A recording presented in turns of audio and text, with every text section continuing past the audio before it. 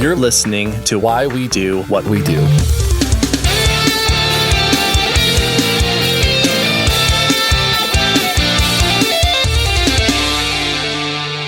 Welcome to Why We Do What We Do. I am your jargony host, Abraham. And I am your layperson host, Shane, and you are here on the rare Friday recording.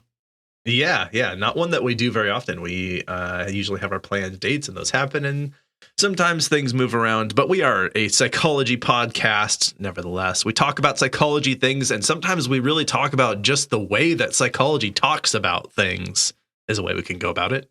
Yeah, here's an episode about how we talk about talking. Yeah. We're about to talk about how we talk. That's what we're going to do. That's right.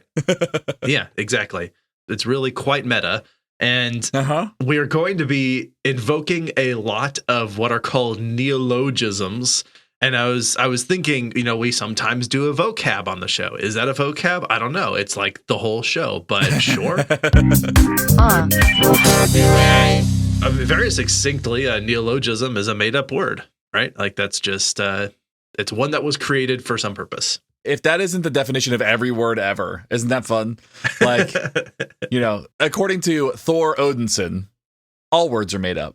Yes. And I mean, I think it's more meant to be things that are like not just made up on the spot where you just like put string of a few syllables and vowels together and make a word, but more instead a word that it's sort of coined as an expression or phrase or word that is then used for some purpose. And that's what we're talking about, because if you're joining us for the first time, welcome. We wanted to unpack some psychological terms today, why we use them, and essentially the distinction between the intention and effectiveness of technical and jargon-heavy language inside of any profession, but specifically psychology, related to instead speaking in a way that everyone can sort of understand, which is often, I think, part of the mission of this podcast anyway. Yes. One of my favorite facts, and I told somebody the other day this fact, and they were upset that I knew this thing. They were like, why do you know that? Because I was thinking, the English language has something like 500,000 words in it. Like just everyday words that we use. And it has, that's so more words than any other language in the world, right? As far as like current state. So USA, as far as that goes. But then there's also an extra 500,000 words just dedicated to jargon. So the English language has over 1 million words. Half of them are jargon. Wow. Half of them are like specific to technical language. So half of them are neologisms. Yeah. So important. That's what I'm saying here is like neologisms are important because it makes up half of our language.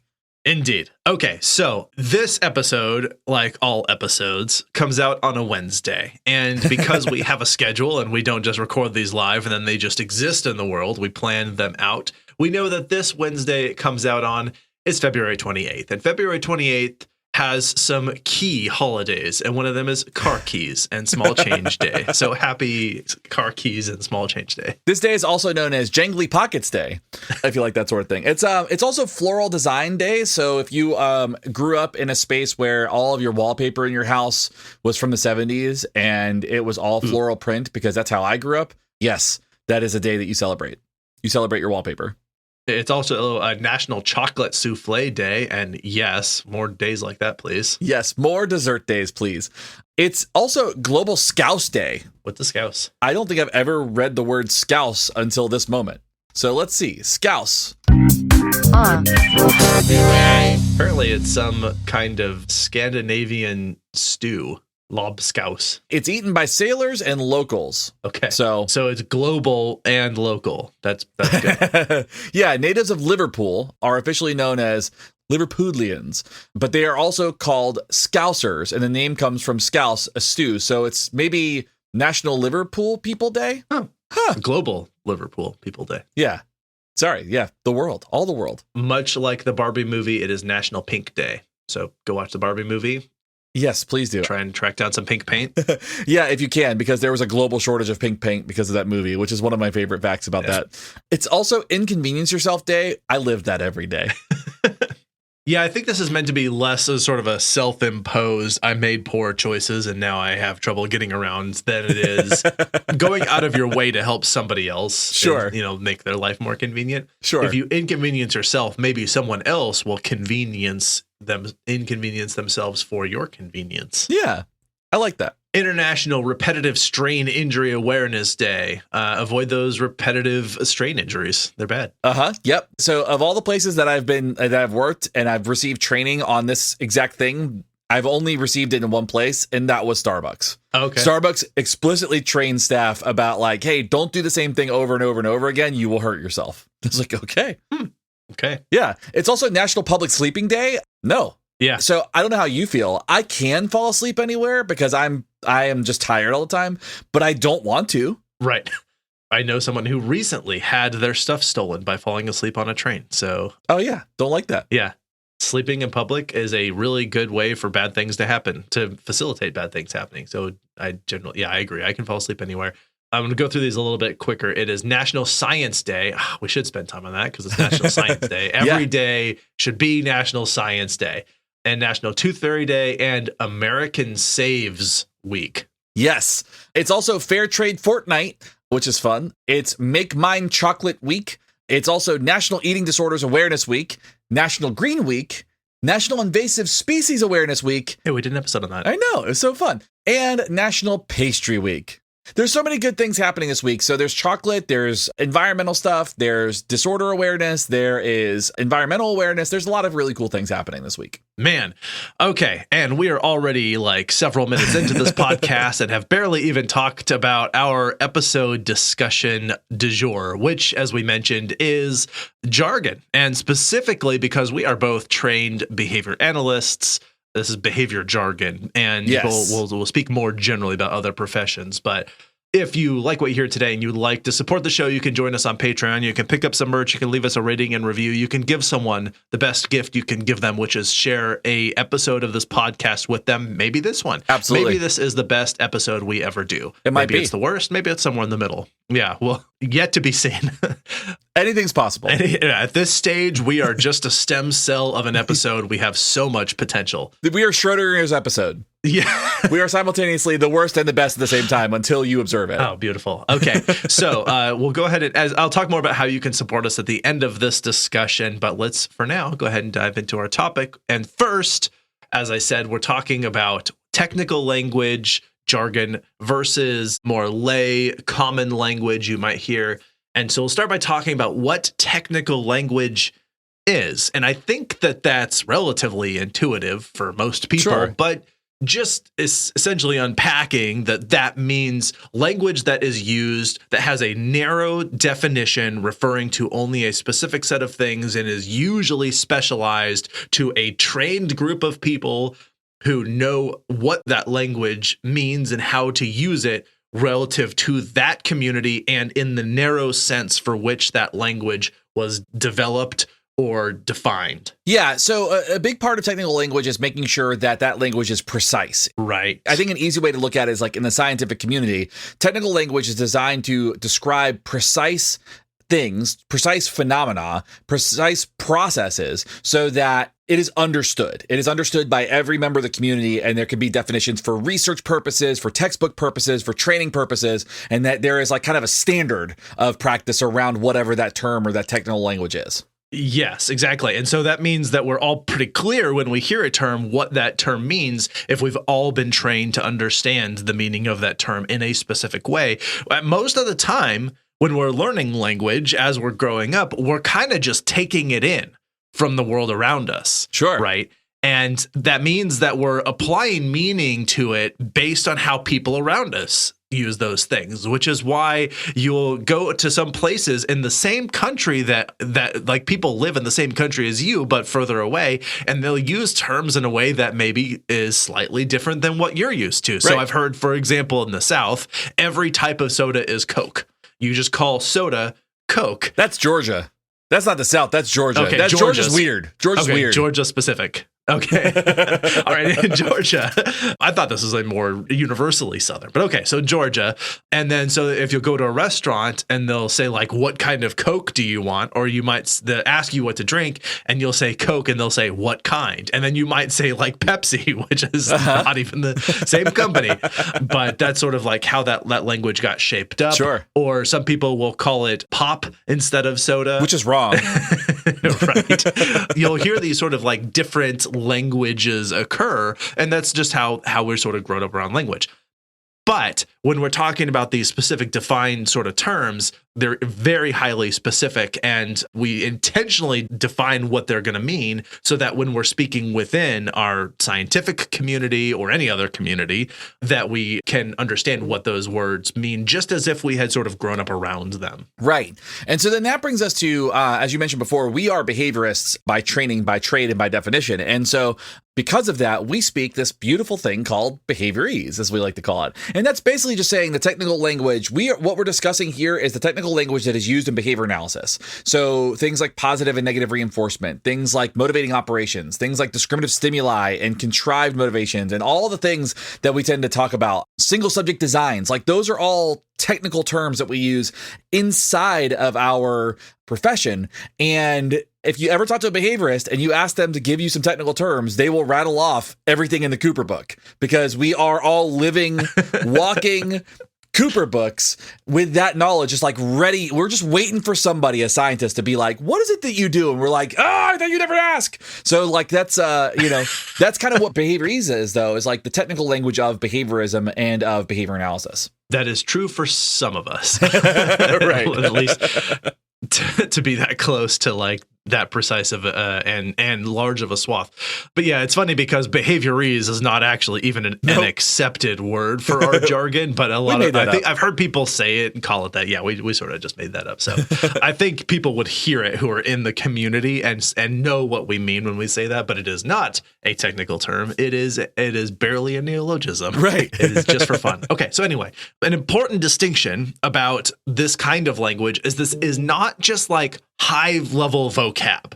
Matter of fact, you couldn't even crack open a dictionary and find the kinds of definitions for the terms that we use and how we use them, because they're very specific to our field. And that's true of many fields where they'll have a term that's unique just to how they use it, where they've maybe adopted another term into their language that already had meaning elsewhere. So this is not the same as just having a giant vocabulary. It is it can be relearning certain words. It can be applying new meaning to existing words or additional meaning to existing words. There's some portmanteaus, which is when people talk about mashing up words, that's just a portmanteau. So like brunch is a portmanteau of breakfast and lunch. Right. You just push them together. So anyway, this is not high vocab, and it's also not just new words specifically. It is a whole new way of speaking. Right? Because sometimes it's not just even that the word has a precise definition, but it is then how you use that word in a sentence that is unique to that word. And an example of this that we would use and that you would see inside of this Behaviorese, so-called Behaviorese, is that we will say, for example, with reinforcement, you reinforce behavior, you do not reinforce the person. So if you were to say that you reinforced something, it would be behavior, and you don't reinforce them. You don't reinforce him or her. You reinforced their behavior. Right. And so it's not just even that reinforce has its own specific word. It is how it's used in the sentence that is also somewhat unique and very specific to the language. Right. It's not just the word, it's the context and like contextual use. I mean, that does change a lot of what we talk about. I have a question for you, though. Do you think that... I mean, we're talking about Behaviorese and we're talking about kind of the technical language that we use. Do you think that advertisers also have technical language?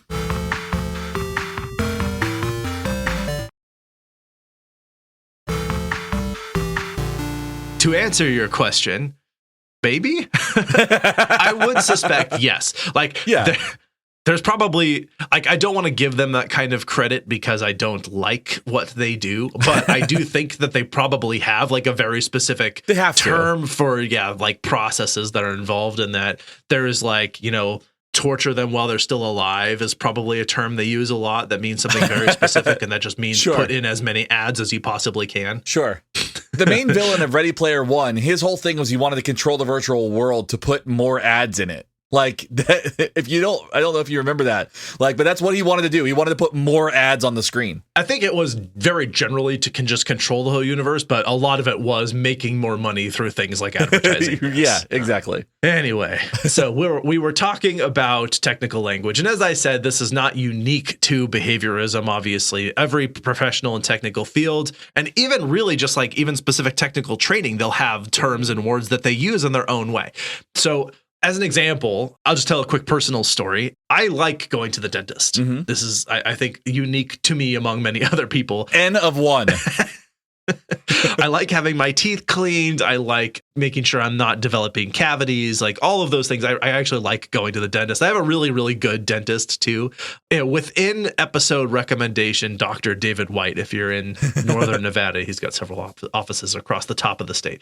Great name for a dentist too, anyway.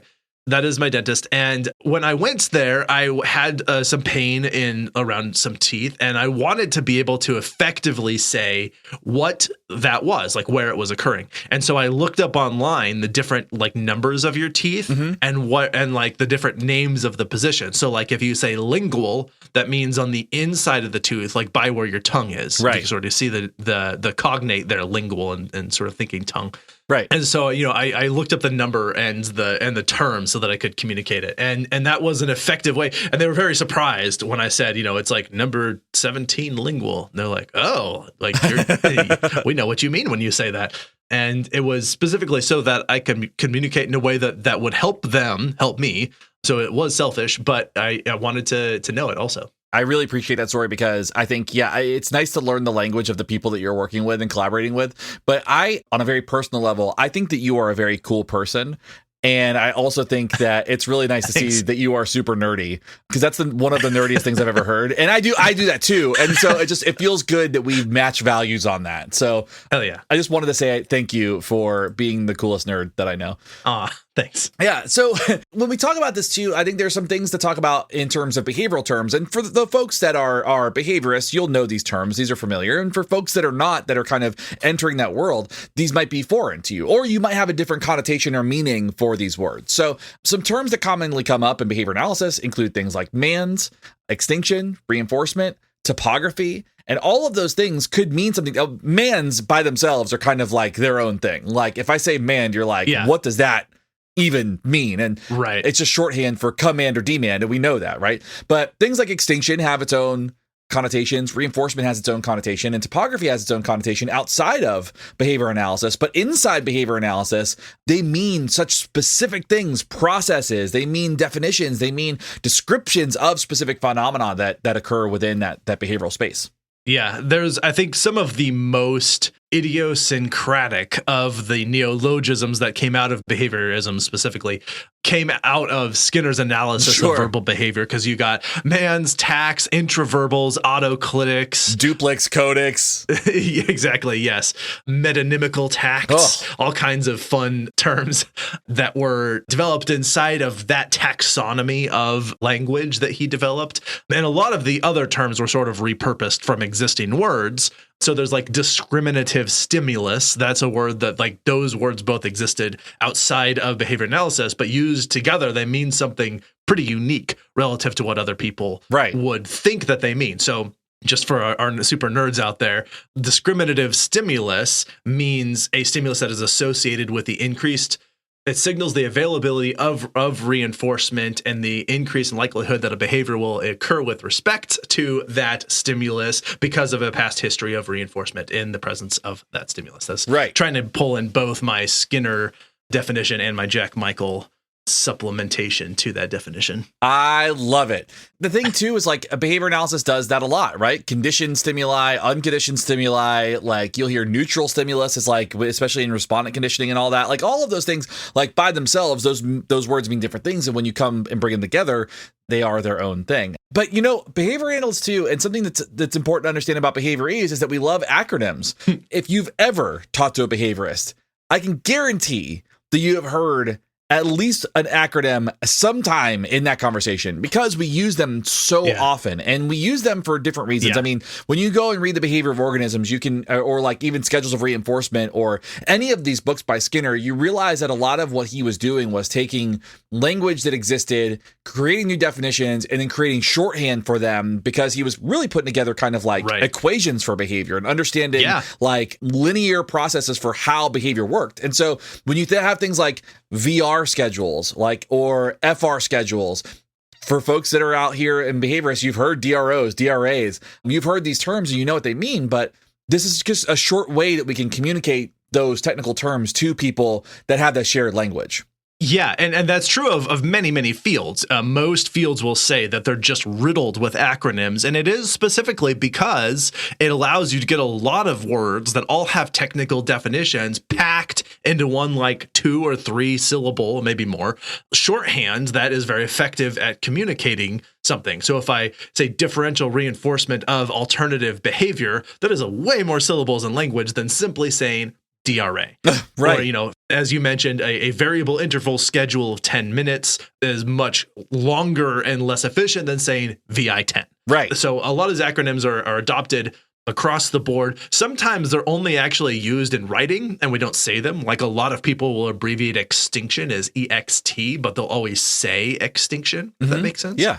So there's a lot in there, but all fields that I'm aware of have quite a few acronyms, and many of them will joke and or boast about how many acronyms they have, because that then has them create this shared language. And sometimes what's really funny is you'll even see sentences where most of the words are acronyms, and it's just a series of all uppercase letters, and you're like, that doesn't even look like a language right now. But then, like, for folks that speak the jargon and know the jargon and the technical terms, then you're like, yeah, I understand exactly what that means. There's a meme that's going around I've seen a few times that talks about like a BCBA doing an FBA where they assessed FCT using a VR schedule. You're like, and it's like, it does that all the way through. And you're like, I know exactly what they're talking about, but nobody outside of behavior analysis would ever, it's like you would need like a codex to unpack it. Right. Because it looks like it's just a bunch of letters, you know? Right. But that's what technical jargon and shorthand really does. It makes efficient communication for folks that speak the language, but also isolates people that don't.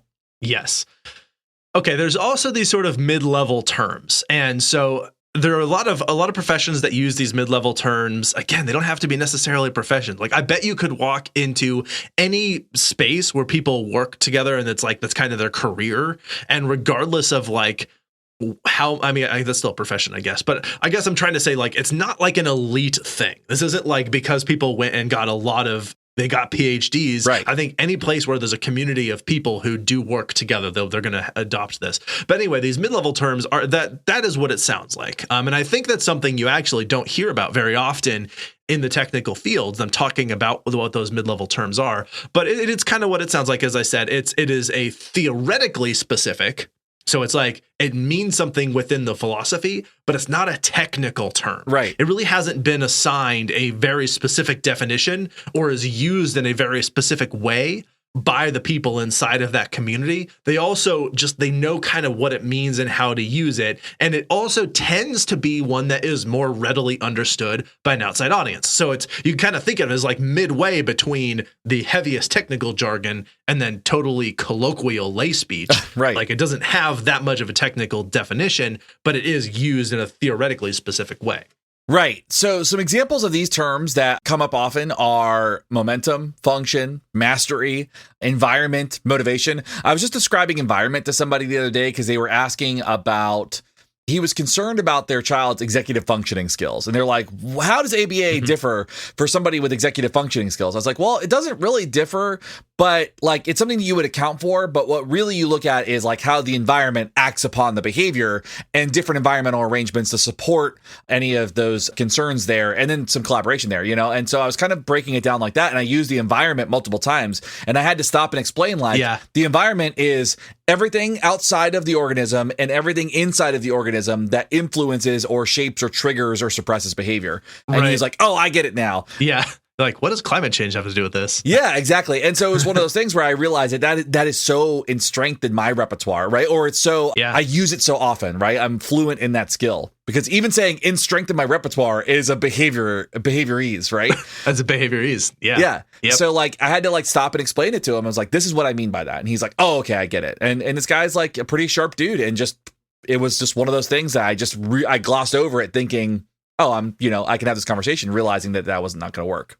Yeah, I mean, people use that and these different terms in their own ways. And actually, I mean, I think it's worth going through a few of these. So momentum, this one's kind of fun because there is kind of a very technical way to use momentum in behavior analysis, specifically when talking about behavior momentum theory, which is a whole quantitative model that exists. And yet most people still use it simply to refer to an ongoing sequence of behaviors, often corresponding to an ongoing sequence of reinforcement for those behaviors, such that you're likely to continue to get responding with or without that reinforcement or because of it. And so they're sort of just saying it is an ongoing likelihood that it's going to occur, sort of. But again, It's not really defined in a super technical way. It's sort of used in a theoretically specific way, but not really defined. And another one too, like motivation is one that I think is used quite often outside of behavior analysis and inside it. But like what we are talking about when we talk about motivation are usually specific contexts or circumstances, right?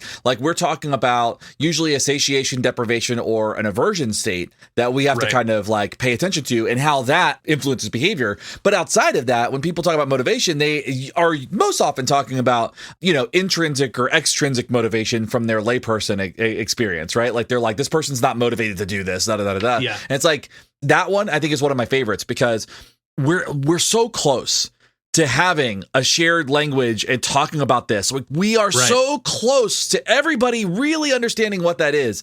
And we're just missing the mark entirely because behavior analysts go, well, actually it's motivating operations, blah, blah, blah, and just misses the mark on that. Like, I'm not saying every behavior analyst, but there is like that piece where, somebody who knows that language or has a really good understanding of that particular concept may push somebody away because they're overusing technical language.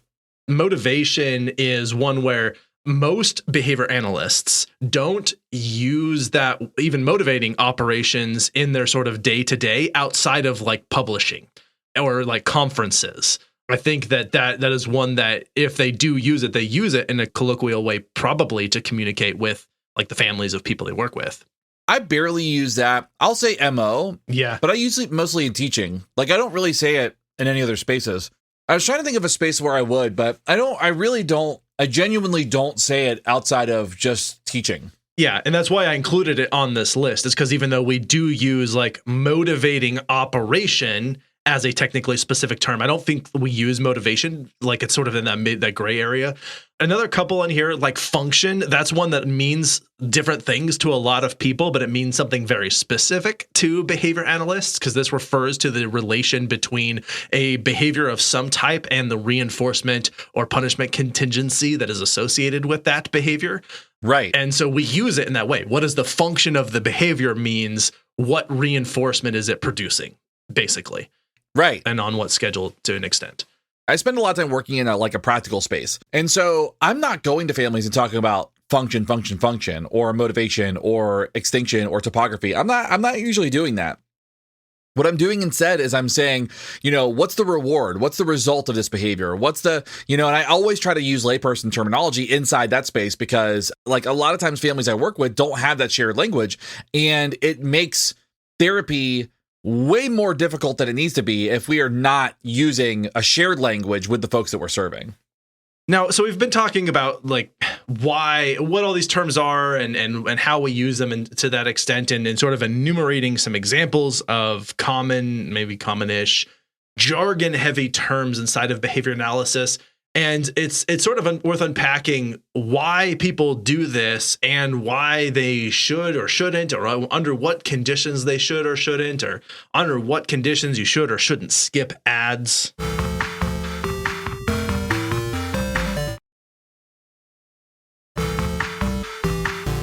We're back from the advertisers. People inside of behavior analysis, and I think in many technical fields, but definitely I hear this a lot from behavior analysts.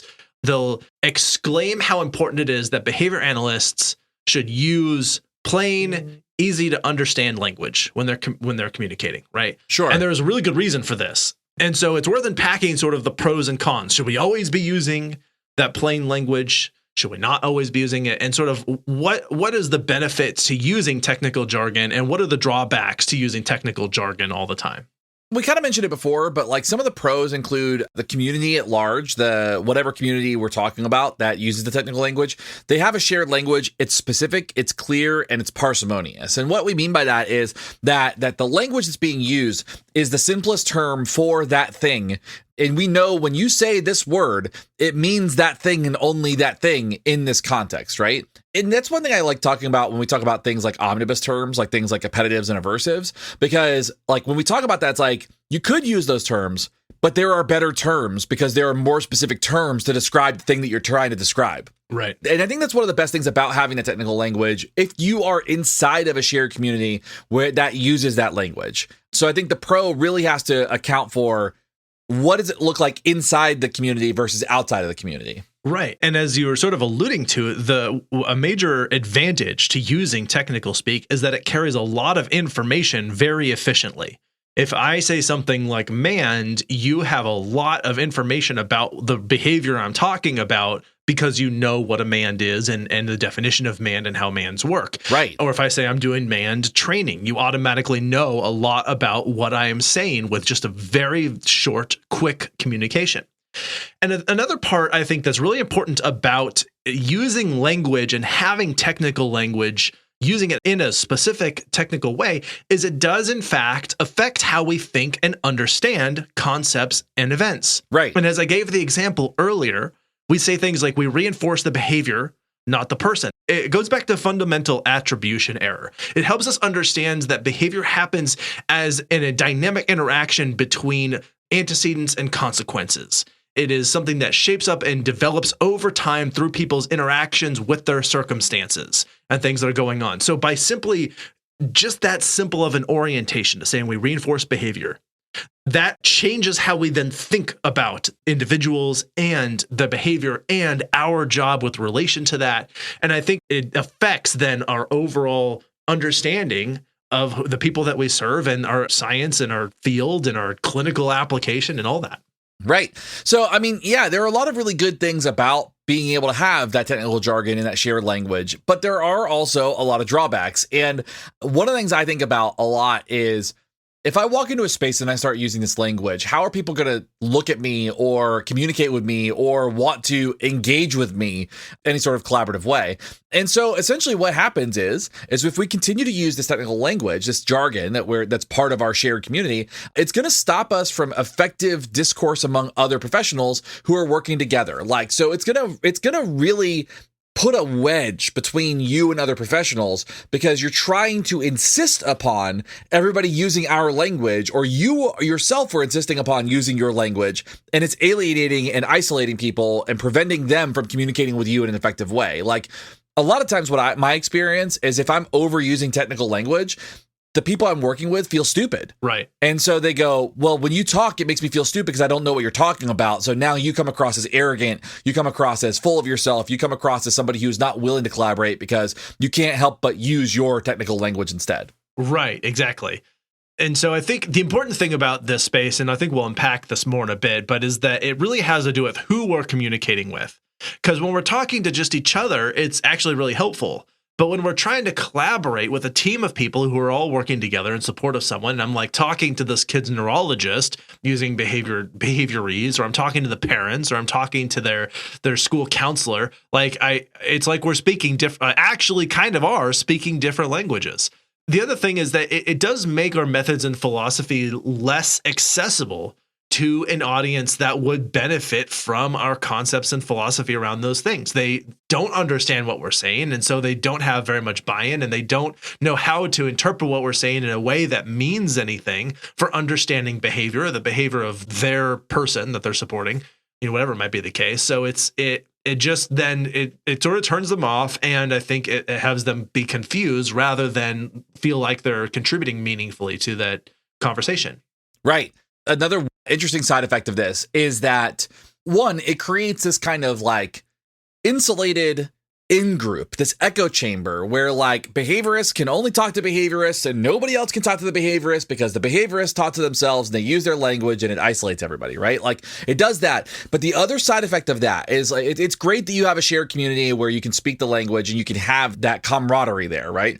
So the other side of that though is that when we are trying to, and you'll hear this complaint a lot about behavior analysis, not more people not knowing about behavior analysis or what we do. Part of the reason is if we continue to insist on using our language and our language alone, it makes it slower to disseminate to other places. Right. I was just in a meeting the other day and somebody was talking about, they were talking about this, I think it was a psychological concept that was like deliberate instruction or deliberate teaching. Mm-hmm. And I thought that was great. I was like, oh, tell me more about it. Like this guy had a book and he's like, he was talking about this book and I was like, I might order that book. And he goes, well, here's what they do with deliberate teaching. So what they do is they provide a written instruction to this person. And then they walk through that written instruction with that person to make sure they understand the steps. And then they practice the skill that they have provided in that written instruction. And then they make them practice it until they get it right and they give them the coaching and feedback and do all this stuff throughout the process until they get it perfect. Oh, this sounds familiar. And I was like, dude, that's BST. And he's like, yeah, I know. And so the thing was like, it's one of those things where other fields are grasping onto the stuff and they're renaming it. It sounds so much nicer. Behavioral skills training or deliberate instruction or deliberate teaching. Like, it's one of those things where once we isolate ourselves, this science that they packaged and put into a book already existed for many, many years. And we couldn't even get to that point because we couldn't let go of our names. We could have called it anything else, but we didn't want to do that, I have a super good example of that later too. Oh, good. That's a good story. The other drawback, I think, is that to sticking to the technical language, it does not directly translate to sort of more common plain language that people understand. And the other thing, too, is it's even more difficult. So I've been talking about from a very English perspective, a very Anglo-centric orientation to this, but it becomes even more difficult to translate to non-English languages where not only do they not have an equivalent term for that, mm-hmm. but you're then trying to figure out what are the terms that are the closest to the colloquial version of the term that I'm using. And it's like you're building a second wall after the first one between being able to effectively communicate with these people and just not. And so I think it is a drawback to stick too hard to that language in spaces where we're trying to communicate with a broad audience. Thinking about that specific thing where we're talking about like translation and like direct one-to-one translations and whatnot, there was an infographic going around not too long ago that was talking about the 7 dimensions. And there were no direct translations of the 7 dimensions because the terms were so specific, they couldn't get the meaning to translate into another language. And I was like, that actually makes sense. That's wild that the technical language simply, and it makes sense, but it can't translate because of whatever reason. So that's a problem with any technical language, not just behavior analysis. I think it's important to note that any specific technical language like almost has to be translated and then retooled to match in that other language. So because language is super interesting. That exact issue and a combination of other things, it makes it difficult to communicate with people who are not in our field. It makes it difficult to be precise and clear with those folks, accurate with those folks, and really makes it difficult to get a point across or get some understanding if we insist on using this language. So like that's why we've got to adapt and move towards plain language or shared language or whatever it might be, because if we're just insisting on using ours, nobody's ever going to understand what it is that we do. And you kind of alluded to earlier is it kind of makes us just look like pompous assholes. So we're just sort of like elitist. This is how I talk and get used to it or get out. Yeah, and that is not helpful. We do not need to make more enemies at this point in time. Agreed. So that kind of brings us to what can we do about it if we need to do anything about it? Because I think an important caveat that many people have heard is that we can't get rid of technical language. And even if we did or tried to, it would be to the detriment of our and everyone else's ability to be effective, because the language exists because it's useful. Right? If it wasn't useful, we wouldn't be using it, but it is useful. It's useful inside our community, in our technical space, when we're communicating via, conferences and publications and whatnot. but we don't want to eliminate it. We just need to figure out where and how to use it. Right. And one solution that didn't really work and has actually probably caused more grief than we realize is this idea of co-opting existing terms that serve a new purpose. So basically what we have tried to do is we've tried to take terms that already existed, give them new meaning, give them new context, give them new connotations, and go, by the way, this word means this other thing that you didn't think it meant before. Yeah. And what has happened instead is that people go, no, and they don't accept it. I don't know if that's been your experience, but that's been my experience. Like teaching, having to teach people things like positive and negative reinforcement and punishment. Yes. Has been one of the most challenging things because people go, oh, positive reinforcement means good reward. And I'm like, no, it does not. It just means that a thing happened after, like you added something, right? Yeah. And that's actually caused a lot of confusion. And there are a couple terms that we're going to look at, right? Extinction, slice, reinforcement, contingency, consequences, positive and negative. All of these terms that exist in that space have been co-opted and renamed and rebranded, and it has caused more confusion than it has caused success. Especially because those have very specific meanings that a lot of people are already very used to, particularly the positive negative thing. You know, when they hear negative right. reinforcement, that is one of the hardest things to teach new students in behavior analysis because they're like, I don't understand why negative reinforcement means a behavior increases more often. And it's not about inappropriate behavior, right? Like it's the word right. negative. Negative means bad. It's going back to like a lot of this is mathematically oriented. Negative means taken out. That's all. Right. And even further on that, the term negative reinforcement by itself is often used to describe bad reinforcement or bad things that we do that make bad behavior happen. Like that's what like the layperson will say. Oh, yeah. In a more colloquial way. Yeah. Yeah. Right. So we were taking this term that people are already using to describe this thing in a kind of a colloquial way. And we're going, actually, it means the exact opposite of what you're describing. Doesn't mean that's what you're describing as positive reinforcement for problem behavior. You don't mean negative reinforcement. And people are like, shut up. Yeah, it's trying to, like, as you said, completely assign brand new meanings to these things that are not what people are used to them meaning and are pretty different. I think it's been okay right. when people have assigned technical meanings that are still pretty close. And I think motivation actually is a decent example of that. Like, we're all kind of on the same page with motivation. Like, as you said, it's probably the closest one. Right. But a lot of them are very confusing to people in the way that we use them. And they're just they're appropriating existing words and retooling their definition to be ours in a way that's pretty unique. And I decided to throw a little bit of precision teaching into the bus here, which with the slice is a very common. And we have some ways to redefine these because that's even one that I think most behavior analysts wouldn't recognize. I didn't know it until you said it. Yeah. Okay. So again, we're talking about what to do about this. And one of the things that we don't want to do is just appropriate existing terms because that actually is more confusing. We also don't want to just completely get rid of it. What we really do want to do in terms of how to effectively disseminate this amongst our colleagues, people who are training in the field, people who are professionals even, who maybe struggle with this, is to know your audience and the intention of your communication. Right. Because I think if the goal is to communicate with similarly trained professionals in many spaces, it makes perfect sense. And as you sort of mentioned, when you're teaching a class, when you're delivering a conference presentation, when you are publishing something, when you're in any space where you're in a clinical space with similarly trained professionals, it is a good idea to use technical speak. We want to be technically precise in our language because it affects how effectively we communicate, how we think about our jobs, how we orient to the problem at hand. Those technical pieces are really important in those spaces. Right. If the goal is to communicate with anyone else under any other circumstance, it's probably best to just try and use plain language and colloquial terms and regular understandable English as much as we can. And even further, like you can not only just learn to use plain language as much as possible, but if you come up with catchy, easy to remember things, phrases, metaphors, whatever you're using, right? Yeah. However you're describing things, it sticks with people. People like stories. People like really clear explanations. And cognitive psychologists and organizational psychologists are masters at this. As you said, deliberate teaching. Deliberate teaching. I mean, that's beautiful, right? Think about for a second. I don't know if you had this experience, but I had this experience where this stuck with me, where I was basically taught cognitive psychology.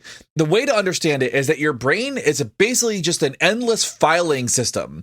And that like everything that you do is just a filing cabinet that you reach into and you pull out of, and you're like, here's information that I have filed away. And so your brain stores information like a filing cabinet. And I was like, that makes sense. I can understand that when it comes to cognition. Cognition is cognition is complicated, but cognition is one of those things where you go, I understand that metaphor because I don't understand the technical languages you're using. Right. And that stuck with me early in my career. Now I know a little bit different, but like at the time I was like, that made sense.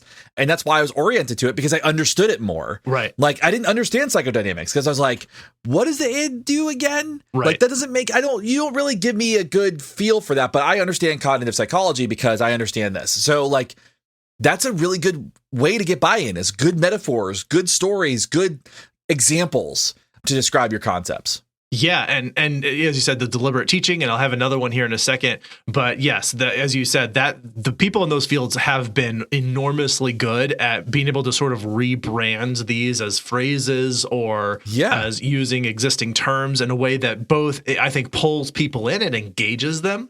And it also communicates effectively with them. And it kind of doesn't matter whether it's being used technically, because they'll be able to use it in a way that people pretty readily understand. And even if it's a little bit, it's like off technically, it's close enough to get them to be effective in what they're doing. Now, another piece of this that I think people maybe misunderstand and maybe hear in what we're saying, and so I want to try and correct it now, is we're not saying dumb it down. Right. We don't necessarily need to dumb it down. You can teach these, you can teach terms, you can teach new meanings, you can rebrand, etc.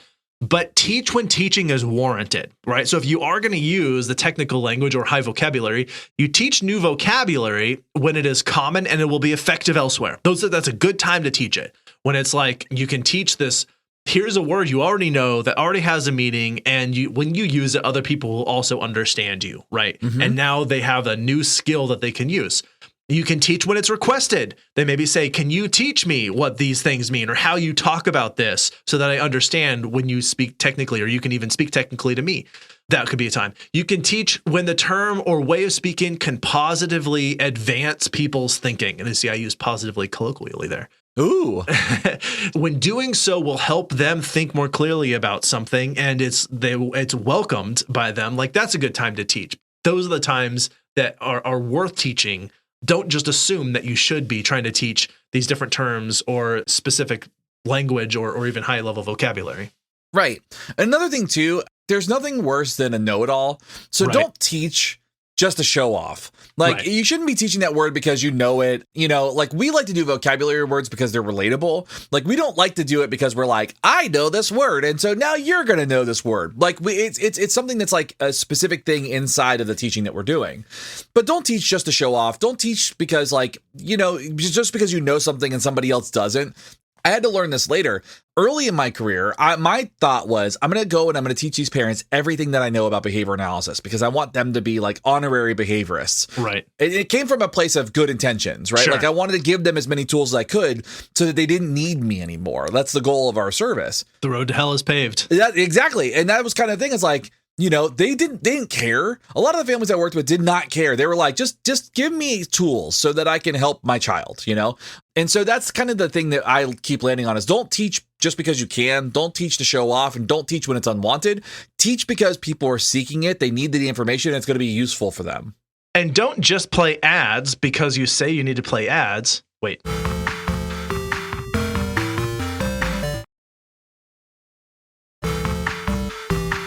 I think we're getting close to sort of wrapping up what we have to say about this. I wanted to share some good examples, in my opinion, what were good examples of being able to translate very specific technical words into sort of more colloquial, everyday language. Mm-hmm.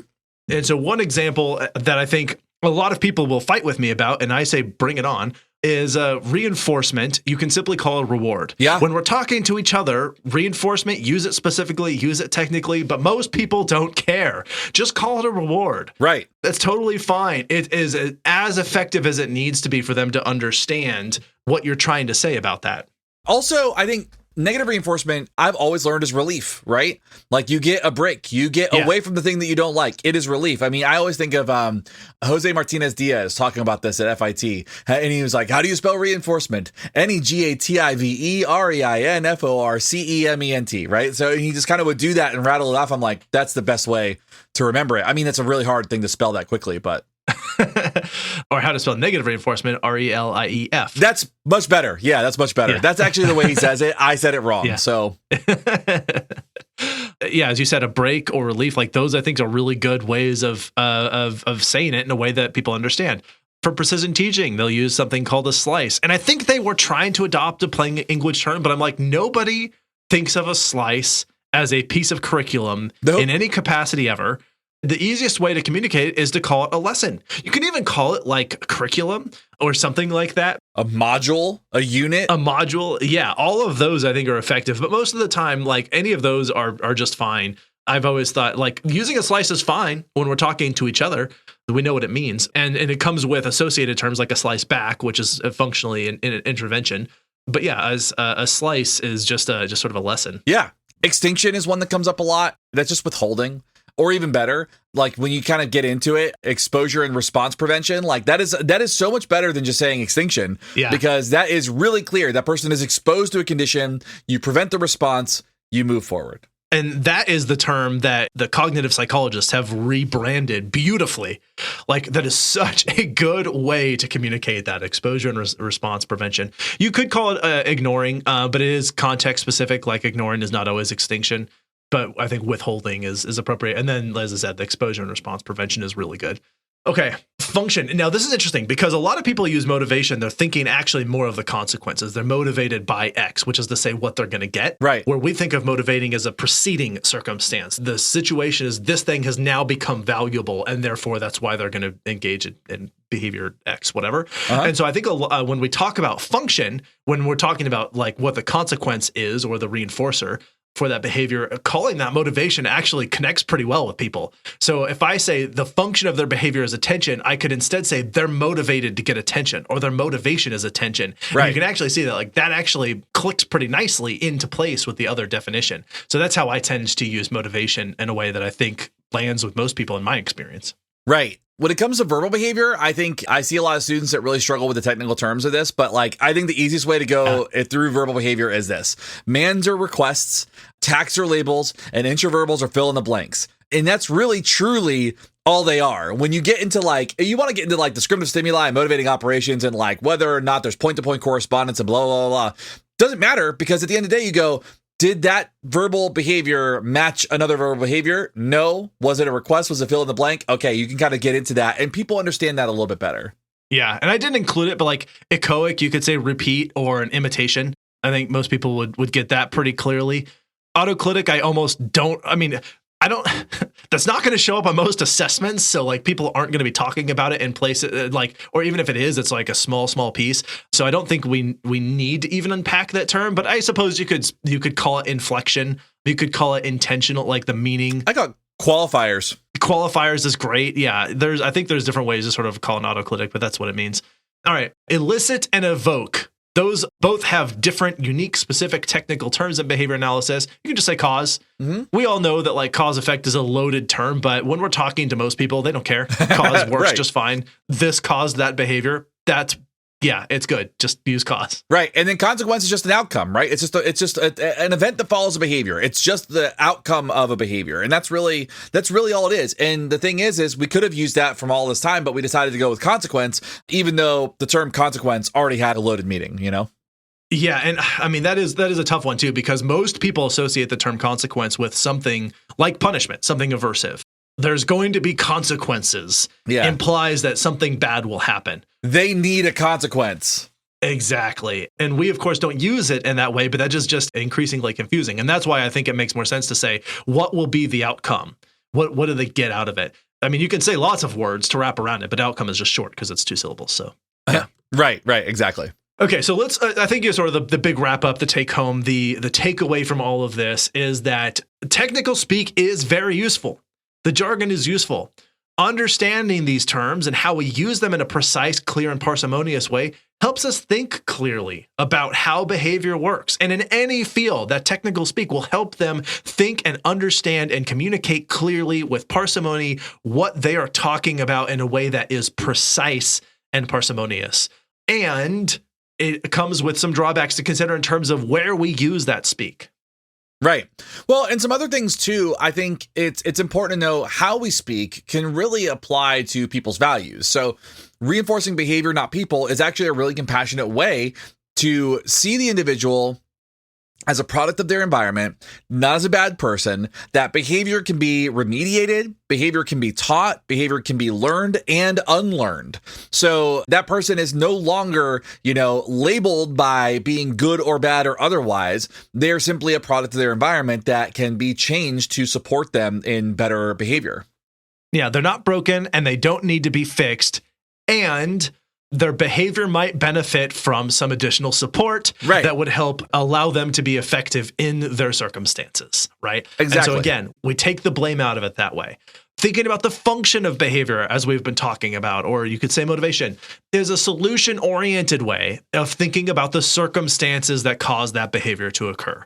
So that little idea of recognizing what is this individual getting out of it? I'll share a very personal story of someone very close to me who was dealing with some issues with their child's behavior in a daycare. And like when they do this and it's really upsetting to the provider, they take them out of the room, they put them in their own little chair, they give them a book and some snacks to read. And I'm like, okay, so let me be clear. Problem happens. Outcome for individual is massive one-on-one attention, extra treats and things to do reward. Right. That is a way of thinking about this that helps orient really quickly, is thinking about that function. Like, what do they get out of this? And not just because a lot of people think, why are they doing this? What caused them to do this? And not so much, what did they get out of this situation? And so that's why we like that idea of function, that technical term. We don't need to use that when we're trying to communicate with people, but having that in our language helps us think about it in a specific, technical, and useful way. Right. And then finally, this idea of contingencies, which come up. If we understand how to describe contingencies, what we can do better is we can describe those temporal or those time-related events and how events are reliant on one another and how to consistently apply things like reinforcement or reward to those events that occur, those behavioral events. And so if we understand this, and we can describe this in a way that is clear and concise, then what we can do is we can teach somebody that, like, hey, yes, when you do things matters. Like, when you do this thing will absolutely change and shape and alter the course of your entire day. So understanding how things are contingent on one another and giving real life examples. A red light at a traffic light does not turn green until the other one turns red. Right? One light has to turn, one is dependent on the other for traffic to move a certain way. And so when you are able to take some time to explain those things like that, people tend to respond pretty well rather than going, well, a contingency and temporal contiguity and da-da-da-da-da. They don't want to hear it. They want to hear that things matter. Things they do matter. Things they do can be changed and altered and actually have an impact on their lives. Yeah. So again, all that is to say, like, there's a lot of value in using this terminology and essentially thinking about, like, who is your audience? Who are you trying to communicate with? Because when you're trying to communicate with people who are not technical professionals in the field, there's just no point in trying to even lean on these terms. And I do think there is a point in trying to spend time unpacking them and coming up with either repackaging in a way that's sort of marketable, as the cognitive psychologists have been so monumentally successful with doing so, or just come up with different terms that we can use that are more readily understandable by people and then help teach our practitioners those terms. And they'll come up with their own. I'm not, I think many, if not most people out there doing this have figured out how to communicate effectively. Some of them have probably decided, I'm just going to teach you this language and you're just going to know it now. Right. It is what it is. But I think there is a lot of pragmatic utility in thinking about how we can communicate effectively using our basic ideas, but using language that other people understand. 100%. Couldn't have said it better myself. Cool. All right. So that's just, behaviorese and technical speak and jargon in our episode on that. Yeah. I think that anything else to say about that before we move on to our credits and recommendations? No, I think that covers it. Just be kind. Just be kind. I mean, stop insisting that everybody use our language. Just be kind and work with people. Yeah. Think about, thinking about what's the function of their behavior as your audience, and what, how are we going to leverage what we have available to us to help make their behavior work more effectively and in their circumstances, their environment. Learning our language is not likely to be a thing that does that unless they are training to become professionals. So. Okay. Exactly. If you would like to support what we have done here today and will do again in the future, you can go over to Patreon. You can join us there. And if you do, then you will get access to some behind the scenes goodies, perks, merch, all that sort of thing. Well, you can buy the merch still. You might get a discount if you sign up at a particular level. But otherwise, you can also leave us a rating and review. You can share this episode with somebody, which is, that's just a really kind thing to do. Just be nice. Say, hey, check out this podcast. You will be happy that I did share this with you. The best gift ever. Yeah, that's right. And if you would like to tell us about Behaviorese, something that we got right, something you'd like to correct, or something you would like to add, some translations maybe that you thought of that have been very helpful for you, you should definitely reach out to us directly. One of the ways you can do that is email, and that's info@wwd.podcast.com. You can also head over to our website. You can pick up merch and check out more about our episodes. You can reach out to us on social media, and there you will speak to Emma Wilson, who will speak with you and also communicate. She's part of the team, valuable member of the team. Speaking of which, we need some credits here, which is thank you to the people who are behind the scenes, who make this happen. I have this just really lovely group of humans that I think everyone should probably wants to be them because they're great, and you can join them. But anyway, this includes a very nice, kind group of people that is Mike M, Megan, Layla, Mike T, Justin, Kim, Joshua, Brad, Stephanie, Olivia, Brian, Ashley, Kiara, Christy, and Michelle. Woo! Hey! Look at that list. Welcome, Wonderful. folks. All the new folks. Yeah. I love it. So good. Those are our Patreon people. I also need to thank my team. Justin does audio editing and magicness that makes this sound like a real episode with real people talking to one another. Shane and I do writing and fact checking, and our social media coordinator is Emma Wilson. Okay, if you are joining us for the first time, we like to recommend things to the world, just to people who are listening, and just stuff that we encountered. It could have been a while ago. It could be recently. Whatever. We're recommending things. It doesn't matter.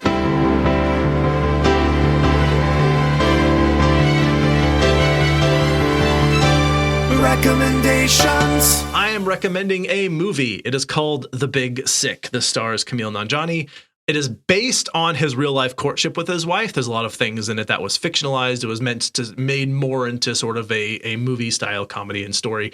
It's a fun comedy. You could maybe put it in the category of rom-com, but it feels better than that because this is more of a real story. Like this actually kind of happens to two people. Sure. It's a good watch, and it's not very long. It's available on Prime. I think Prime distributes it, Amazon Prime. So if you are interested in a movie like that, a quick, nice little comedy that sort of leans into romantic territory, you could head over to Amazon Prime and check out The Big Sick. Well, and I like Kumail Nanjiani. Like, he's great. Everything he's in is just wonderful. He's in the new Ghostbusters that's coming out, and I'm so excited about that. Yeah, great. All right, so mine is a game, which is funny that you went with a movie, not with a game, because sometimes it's the opposite. Man, I should have recommended a book. That would have been like a Freaky Friday situation. I know, that's what I'm saying. Like, who is Abraham? Who is Shane? Who switched you, you know? I'm recommending a game called Uno, Show 'em No Mercy. It's a new version of Uno that is out. That is, okay. It scratches an itch that I have in myself that's like a vindictive, vengeance-filled person. So the way this works is that it's all the standard rules of Uno, except there are way more wild cards. Okay. And some of the wild cards are not just a draw 4. It's like a draw 10. Oh. Or it's a reverse draw 4. Ooh. So like instead of handing off 4, and officially the rules are you can double up and stack cards. So like if you do a draw 2, it's draw 2, draw 2, draw 2, draw 2. You can do that. There are skips that are skip everyone. Whoa. So it's like not just skipping the next person, it's skipping literally everyone. And one of my favorite rules is that if you draw more than 25 cards, you're automatically out of the game. Wow. And there's like some cards where you have to switch your hand with other people. Like you can choose to switch with people. So like you can play it when somebody has like one card left and you're like, oh no, that's my card. Here, let's switch. You know, and it's a lot of fun. It really subverts kind of the Uno rules and just pisses everybody off. It's so great. Wow. It's just chaos and I love it. It's out now. We played a couple rounds the other night and man, it's just so fun. I haven't played Uno in just about as long as I can remember. I'm also not generally seeking out super cutthroat games, but it does sound like fun. You know, I can get behind this sort of just Metallica kill 'em all type approach to a game. And I think anything that brings people into a space where they're interacting over like a tabletop game is something I'm generally going to be in support of anyway. Sure. Even if it's something like, dare I say, Monopoly. Ooh. Don't want to be your landlord. That's the only thing. I don't want to be your landlord. Yeah. All right. Anyway, so those are our recommendations. Thank you so much for recording with me today, Shane. Thank you, everybody, for listening. I think that's all we have to say about Behaviorese for right now. We could certainly have said more. Yeah. We already went long as it is, since that's what we do. Is there anything that you would like to add or anything that I forgot before we wrap up? Nope. I think that covers it. Perfect. Then this is Abraham. And this is Shane. We're out. See ya. You've been listening to Why We Do What We Do. You can learn more about this and other episodes by going to www.wwdpodcast.com. Thanks for listening, and we hope you have an awesome day.